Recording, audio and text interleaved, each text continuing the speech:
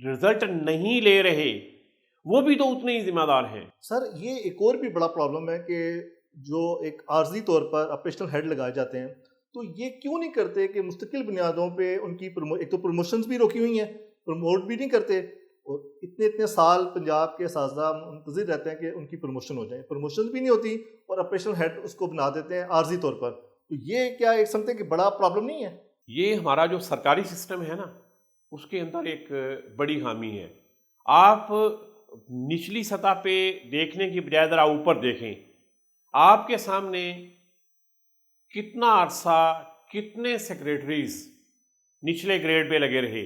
Grade 21 کے secretary نہیں لگتے؟ جی بالکل. گریڈ 20 کے لوگوں کو 21 والی پوزیشنوں پہ نہیں لگایا جاتا, 18 والوں کو 19 والی پوزیشنوں پہ نہیں لگایا جاتا. وہ وفاداری زیادہ رہتی ہے نا. وہ اسی لیے ہوتا ہے کہ جو پرماننٹ اس اسکیل کا, اس گریڈ کا, اس حیثیت کا افسر ہے یا ملازم ہے تو وہ اس کو پتہ ہوتا ہے کہ میں یہاں پہ ہوں. لیکن آپ جب نیچے سے آپ کسی کو عارضی چارج دیتے ہیں, آپریشنل ہیڈ بنا دیتے ہیں ایک بندے کو, آپریشنل انچارج بنا دیتے ہیں ایک بندے کو, لیکن اس کو وہ گریڈ نہیں دیتے, اس کی مراعات نہیں دیتے. اس میں بھی یہ ہوتا ہے کیونکہ ان کو اضافی تھوڑا سا الاؤنس ملنے لگتا ہے تو وہ پھر کمپرومائز کرتے ہیں. وہ کہتے ہیں کہ مجھے یہاں پہ لگانے والے صاحبان جو ہیں, افسران جو ہیں, وہ کہیں ناراض نہ ہو جائیں, اور اگر وہ ناراض ہوں گے اور مجھے یہاں سے ہٹائیں گے تو جو مجھے آپریشنل ہیڈ کے طور پہ الاؤنسز مل رہے ہیں یا جو مراعات مل رہی ہیں یا جو میرا وہ ٹیکا شیکا ہے وہ ذرا کم ہو جائے گا, ختم ہو جائے گا, میں اس سے ہاتھ دھو بیٹھوں گا. تو وہ پھر بڑے کمپرومائزنگ پوزیشن پہ ہوتے ہیں.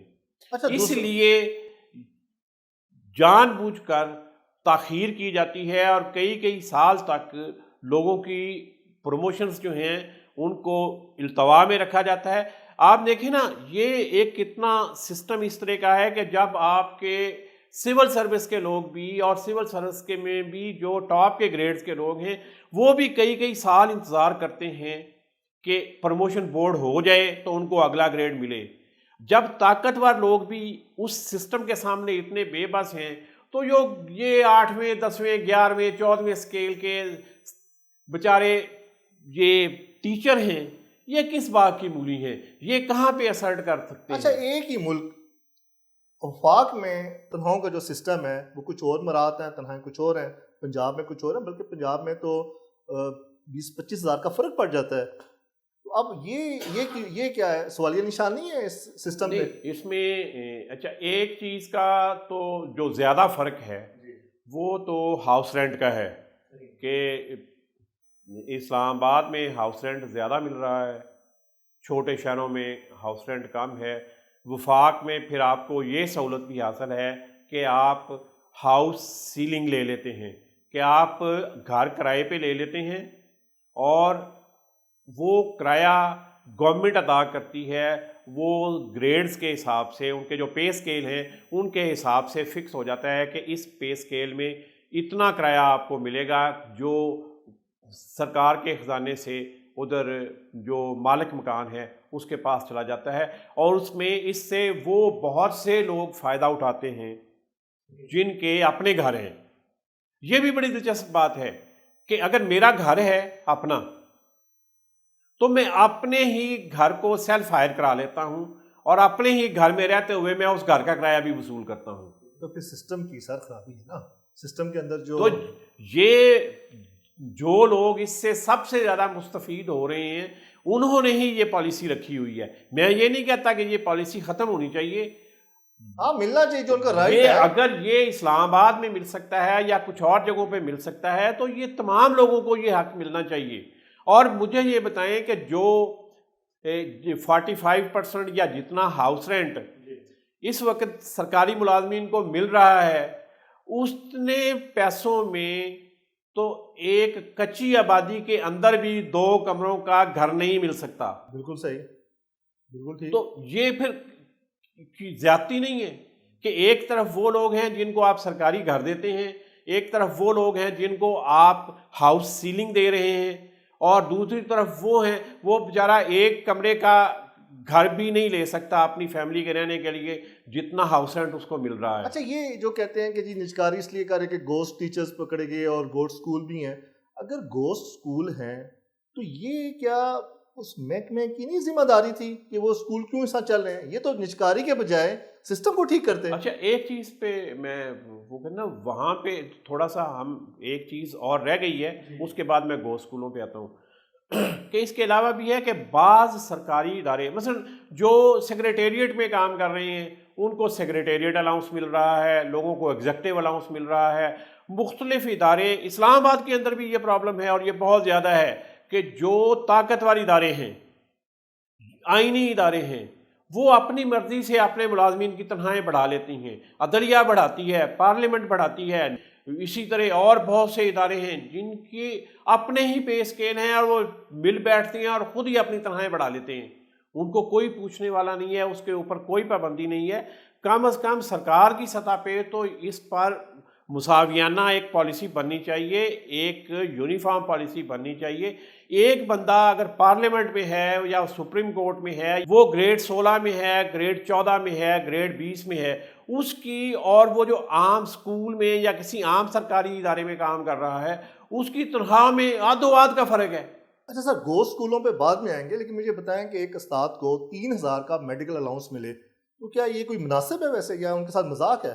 یہ صرف اساتذہ کے ساتھ مسئلہ نہیں ہے, میں یہ اس کو زیادہ جنرل انداز میں بات کرنا چاہوں گا کہ آپ اس کو ریشنلائز کریں نا کہ آج کے دور میں کون سی بیماری ہے جس کی دوائیاں 3000 روپے میں آ سکتی ہیں. خاص طور پہ آپ جائیں جب لوگ 50-55 سال میں 60 سال کی عمر تک جاتے ہیں, ان کی امیونٹی کم ہوتی ہے, تو وقت کے ساتھ ساتھ ان کو دوائیوں کی زیادہ ضرورت پیش آتی ہے, ان کو میڈیکل کیئر کی ضرورت پیش آتی ہے. آپ کو تو یہاں پہ چھوٹے سے بلڈ ٹیسٹ کرانے ہوں اگر یہی دیکھنے کے لیے کہ جی آپ کو کوئی ملیریا یا کوئی بخار تو نہیں ہے, تو اسی میں اس 3000 سے زیادہ کے ٹیسٹ ہو جاتے ہیں. اب دوائیاں لینا, ڈاکٹر کو دکھانا تو الگ بات ہے. اب کون سا ڈاکٹر ہے, گیا گزرا ڈاکٹر بھی چھوٹے شہروں میں بھی رہتا ہوا 500-700 روپے وہ فیس لیتا ہے ایک مریض کو چیک کرنے کی. اچھا اب گھوسٹ اسکولوں اور گھوسٹ ٹیچرز کے اوپر بات کریں, اس پہ آپ یہ جو کس کی ذمہ داری تھی؟ یہ گھوسٹ اسکول جنہوں نے بنوائے ہیں انہی کی ذمہ داری ہے. اس کا کیا مطلب بیمار ہے؟ ہوئے نجکاری کر دیں, بیمار ہوئے جس کے سبب اسی اتار کے لونڈے سے دوا لیتے ہیں. جنہوں نے یہ گھوسٹ اسکول بنوائے, مجھے یہ بتائیں کہ اس ایک ضلع کے اندر, اس کے بعد ایک تحصیل کے اندر یا ایک شہر کے اندر, ایک گاؤں, ایک یونین کونسل کے اندر جو اسکول کاغذوں کے اندر موجود ہے لیکن پریکٹیکلی موجود نہیں ہے, کیا وہ چھپ سکتا ہے اگر اس کو چھپایا نہ جائے تو؟ یہ تو ایک پورا نیٹ ورک ہوگا. تو جو نیٹ ورک یہ چلا رہے ہیں اس نیٹ ورک کو نہیں ختم کرنا. اس نیٹ ورک کو ختم کرنا اسی محکمہ تعلیم کی, اسی صوبائی حکومت کی, اسی وفاقی حکومت کی ذمہ داری ہے. یہاں پہ بہت سے ادارے قائم ہیں جو ریگولیٹری طاقتیں ہیں, جن کے پاس ایڈمنسٹریٹو پاورز ہیں, جن کے پاس اینٹی کرپشن پاورز ہیں. بھئی وہ ان سارے کاموں کو کیوں نہیں دیکھتے؟ اچھا یہ جو پڑھو پنجاب کے نعرے اور اساتذہ کے معاشی استحصال کے درمیان جو تضاد ہے, اسے آپ سمجھتے ہیں کیسے دور کیا جائے گا؟ تعلیم کو ترجیح بنانا پڑے گا. وہ تو نعرہ ہے نا سر, نعرہ ہے نا, بڑھو پنجاب پڑھو پنجاب, نعرہ بہت اچھا ہے, نعرہ اس سے بھی کہیں بڑھ کے ہونا چاہیے, لیکن پریکٹیکلی کیا یہ ہو رہا ہے؟ کیا بیوروکریسی جو سیاستدان ہے جیسے وزیر اعلیٰ مریم نواز بڑی پرعزم نظر آتی ہیں کہ ہم پنجاب کی حالت کو بدل دیں گے, تو کیا یہ جو پالیسیز بنتی ہیں یہ اس سطح پہ بنتی ہیں کہ ان کو اصل معاملات کا پتہ ہی نہیں چلتا؟ آپ صرف یہ دیکھیں نا, میں اس کو کہتا ہوں کہ مختصر سے الفاظ میں بتاتا ہوں کہ آپ اساتذہ کی تنخواہوں پہ اور ان کے تعلیمی معیار پہ کمپرومائز کر رہے ہیں, وہ نیچے آئے گا. جن کی پروموشنز ڈیو ہیں ان کی پروموشنز نہیں ہو رہی. جو ایڈمنسٹریٹو پوسٹیں ہیں ہیڈ ماسٹرز کی, پرنسپلز کی, وہ خالی ہیں, ان کی جگہ پہ آپ نے چارج دے کے نچلے گریڈ والے لوگوں کو لگایا ہوا ہے. اور آپ سمجھتے ہیں کہ آپ تعلیمی معیار بلند کر رہے ہیں، تو اس طرح تو تعلیمی معیار بلند نہیں ہوتا.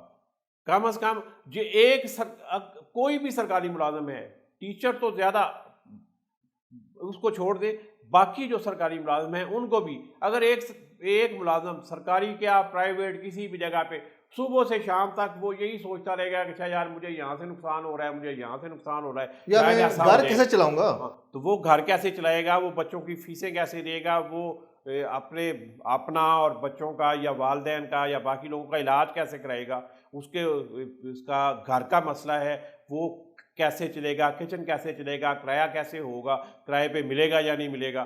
تو پھر وہ اپنے جو اس کا اصل وہ ہے کہ جو اس کا کام ہے کہ وہ تعلیم دے یا کام کرے یا کچھ کرے، تو پھر تو کچھ نہیں ہو پائے گا. اچھا، حکومت تو یہ بھی ایک تاثر دے رہی ہے کہ ہم نے جو کم از کم تنخواہ ہے وہ 20,000 مقرر کی ہے نجی جو اسکول ہیں اس میں بھی، یہ جو اس میں پرائیویٹائز کر رہے ہیں جن کو، تو یہ جو 8-10,000 15,000 لے تھے ان کو ہم نے بہتری کر دیا. تو کیا یہ کوئی واقعی عملی قدم ہے؟ آپ حکومت کے سسٹم کے اندر اور پرائیویٹ سیکٹر کے لیے بجٹ میں کم از کم ماہانہ تنخواہ 35,000 روپے مقرر کرتے ہیں، اور وہ بھی آپ انشور نہیں ہوتی. اور یہ 35,000 کا اطلاق اس بندے پہ بھی ہوتا ہے جو بالکل ان پڑھ ہے، ٹھیک ہے. جو کسی سرکاری ادارے میں کانٹریکٹ پہ صفائی کا کام کر رہا ہے، وہ بھی 35 لے گا. ہاں، جو صرف پانی پلانے کا کام کر رہا ہے، میزیں صاف کرتا ہے، وہ بھی کم از کم اتنی تنخواہ لے گا. سرکار میں بھی پرائیویٹ سیکٹر کے لیے بھی یہ کم از کم تنخواہ مقرر ہے. لیکن جس ٹیچر کو آپ بچوں کو پڑھانے کے لیے کر رہے ہیں اس میں کہتے ہیں کہ جی اس کے لیے کم از کم تنخواہ 20,000 روپے مقرر کر دیں پرائیویٹ سیکٹر تو میں. کیا پینشن اور مراد کی کٹوتی کے بعد نئے نوجوان نئی نسل تدریس کے شعبے میں آئیں گے؟ کم ہوگا. لیکن اب پرابلم یہ ہے، یا آپ کہہ لیں کہ کوالٹی تو پھر ختم ہو جائے گی نا؟ نہیں، اگر سب سے بڑا پرابلم یہ ہے کہ پاکستان کے اندر سب سے بڑا پڑھے لکھے لوگوں کا جو ایمپلائر ہے وہ تعلیم کا شعبہ ہے. چھوٹے چھوٹے گلی محلوں کے اسکولوں اور ٹیوشن سینٹروں اور گھر میں ٹیوشن پڑھانے والوں سے لے کے بڑی اسکول چینز میں کام کرنے والوں اور پڑھانے والوں تک اور یونیورسٹیوں تک یہ ملک کا سب سے بڑا ایمپلائر ہے یہ شعبہ. لیکن اس شعبے کو اتنا غیر سنجیدگی سے لیا جا رہا ہے اور اس کے بارے میں عجیب و غریب فیصلے کر دیے جاتے ہیں. اچانک پتہ چلتا ہے کہ یہ پالیسی تبدیل ہو گئی، یہ پالیسی تبدیل ہو گئی، یہ پالیسی تبدیل ہو گئی. اچھا، ایک چیز آپ کو شاید اس بات کا اندازہ نہیں ہے کہ یہ حکومت جتنی مہمیں چلاتی ہے نا، آپ نے مردم شماری کرنی ہے، آپ نے گھر شماری کرنی ہے، آپ نے یہ فلاں واک کرنی ہے، یہ پولیو واک ہو رہی ہے، یہ ٹی بی واک ہو رہی ہے، یہ شجرکاری واک ہو رہی ہے، استقبال کرنا ہے، یہ سب جگہ پہ اسکولوں کے بچے، اسکولوں کے اساتذہ، جلسوں میں بھی آپ کو زور ہر پڑتی جگہ ہے. پہ یہی ہوتے ہیں. تو جب آپ اس طرح کی، یعنی کہ آپ کے لیے زیادہ ضروری ہے کہ ٹیچر جو ہیں وہ ان ڈیوٹیوں پہ زیادہ لگے رہیں اور پڑھانے کی طرف وہ کام کریں یا نہ کریں، توجہ دیں یا نہ اگر دیں، وہ چل رہا ہے. کسی استاد کا یا کسی اسکول کا اچھا رزلٹ نہیں ہے تو وہ بھی تو پھر ظاہر ہے اس کو جو غیر نظامی کاموں میں یا غیر نصابی کاموں میں اس کو شامل کیا جاتا ہے تو وہ بھی تو اثر ہے نا. جی، وہ انتظامی کام ہے، نصابی اور تعلیمی کام نہیں ہے. ان کاموں میں جب آپ اساتذہ کو انگیج کرتے ہیں. اچھا، پھر یہ وہ دور جس وقت موسم کی شدت بہت زیادہ ہوتی تھی لیکن اسکول بہت دور دور ہوتے تھے اور آپ کا ٹرانسپورٹ سسٹم اچھا نہیں تھا. اس وقت تو اتنی چھٹیاں نہیں ہوتی تھیں. گرمی زیادہ بڑھ گئی ہے، چھٹی دے دیں. اچھا جی، سردی دھند بڑھ گئی ہے، چھٹی دے دیں. سماگ ہو گئی ہے، چھٹی دے دیں. بارش ہو گئی ہے، چھٹی دے دیں. کیوں چھٹیاں دے دیں؟ ایک بچے نے اپنے گھر سے 10 منٹ کے فاصلے پہ اسکول میں جانا ہے. اس وقت تو چھٹیاں نہیں دیتے تھے، جب 5-5 میل لوگ بچے پیدل چل کے یا سائیکلوں پہ یا بسوں کی چھتوں کے اوپر بیٹھ کے جاتے تھے. آج صورتحال وہ نہیں ہے. ایک ہائی اسکول ہوتا تھا تحصیل میں 1 یا 2، پوری تحصیل سے لوگ آتے تھے وہاں پہ پڑھنے کے لیے. کالج تحصیل میں 1 آدھ ہوتا تھا، وہاں پہ سارے پوری تحصیل سے 20-20 30-30 کلومیٹر سے ہمارے ساتھ لوگ پڑھتے رہے ہیں جو اسٹوڈنٹ آتے تھے، اور دھند میں آتے تھے. اس وقت بھی اسی طرح دھند ہوتی تھی. اچھا، یہ وفاق کی طرز پہ ٹائم اسکیل یہ پنجاب میں کیوں نہیں نافذ ہو رہا؟ کون روک رہا ہے اس کو؟ بیوروکریسی ہی روک رہی ہے، اور کس نے روکنے؟ افسران ہی روک رہے ہیں نا. آج یہ طے کرنے کہ یہ ایک انتظامی معاملہ ہے. آپ یہ طے کریں کہ جی اگلے 1 مہینے کے اندر یہ سارے کا سارا بیک لاگ ہم نے نکالنا ہے کہ جی یہ جتنی خالی سیٹیں پڑی ہیں یہ لیں، ایک دفعہ جیسے بھی ہوتا ہے آپ ان کو پروموٹ کر کے یہ سارے معاملات ٹھیک کر کے تو یہ نظام آگے چلائیں. ایک دفعہ تو ان کے یہ، اور یہ صرف انتظامی طور پہ کرنے والا کام ہے جس کے لیے آپ کو کمٹمنٹ چاہیے اور آپ کو جرت، حوصلہ اور ہمت چاہیے کرنے کے لیے. یہ کوئی ایسا کام نہیں ہے کہ جو نہیں ہو سکتا. اچھا، اگر سرکاری اسکول سسٹم فلاپ ہو گیا تو جو غریب بچہ ہے وہ کیا کرے گا؟ وہ کہاں پہ کوئی بہتر ایجوکیشن حاصل کر سکے گا؟ غریب تو اس ملک میں کسی طرح کی ترجیح یا پرائرٹی میں ہے ہی نہیں. غریب کو کون پوچھتا ہے یہاں پہ؟ اس کے لیے روزگار کہاں ہے، اس کے لیے تعلیم کہاں ہے، اس کے لیے صحت کہاں ہے، اس کے لیے بجلی کہاں ہے، اس کے لیے گیس کہاں ہے؟ کچھ بھی نہیں ہے. غریب کے لیے کیا ہے یہاں پہ؟ یہاں پہ صرف طاقتور طبقوں کے لیے، upper middle class, upper class, اسی کے لیے ہے سارا کچھ. تو اگر پھر اس کا مطلب ہے کہ غریب بھی اسی آس امید پہ رہے کہ شاید یہ بہتر ہو جائے گا سسٹم. بس امید پہ ہی دنیا قائم ہے. آپ بھی امید رکھیں، ہم بھی امید رکھتے ہیں اور دیکھتے ہیں. حاصل کلام یہ ہے کہ اگر حکومت نے وفاق کی مساوی تنخواہوں کی فراہمی، پینشن قوانین کی واپسی اور ٹائم سکیل پروموشن جیسے بنیادی مطالبات پر فوری توجہ نہ دی تو پنجاب کا سرکاری تعلیمی نظام مکمل طور پر زمین بوس ہو جائے گا. اساتذہ کو سڑکوں پر لانے والی پالیسیاں دراصل نسل نو کے مستقبل پر شب خون مارنے کے مترادف ہیں. ہم سمجھتے ہیں کہ اساتذہ کی بات کو سنا جائے اور مستقبل کے جو ممار ہیں ان کو سڑکوں کے بجائے باعزت طریقے سے ان کو تحفظ دیا جائے، معاشی تحفظ دیا جائے. آپ دیکھ رہے ہیں رپورٹ ڈیجیٹل، اور چینل کو لائک سبسکرائب کیجئے. پاکستان زندہ باد.